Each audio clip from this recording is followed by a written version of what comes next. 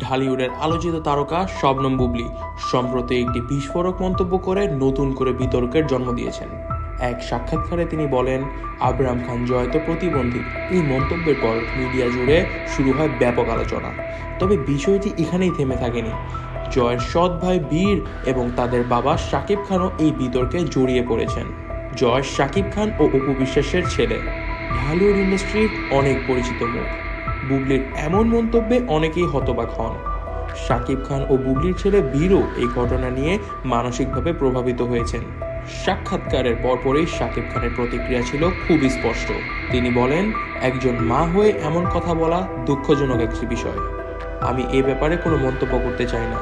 তবে এটা স্পষ্ট যে আমি বীরের সঙ্গে আর কথা বলবো না, যতক্ষণ না বুবলি তার মন্তব্যের জন্য দায় স্বীকার করছে।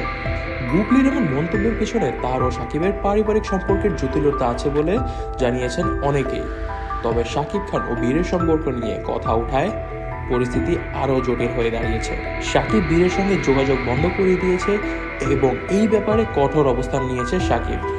অনেকেই ধারণা করছেন শাকিব খান এবং বুবলির মন্তব্যের জন্যই প্রকাশ্যে ক্ষমা প্রার্থনার অপেক্ষা করছেন। অনেকেই ধারণা করছেন শাকিব খান আসলে বুবলির মন্তব্যের জন্য ক্ষমা প্রকাশের অপেক্ষা করছেন। অন্যদিকে বুবলি এখনও তার মন্তব্য থেকে সরে আসেননি, বরং তিনি আরও জোর দিয়ে বলেছেন, আমি যা বলেছি তা সত্যি কথা বলেছি। এদিকে সোশ্যাল মিডিয়া ভক্তরা দুই দলে বিভক্ত হয়ে পড়েছে। কেউ বুবলির পক্ষে, আবার কেউ শাকিব খান ও জয়ের পাশে দাঁড়িয়েছে।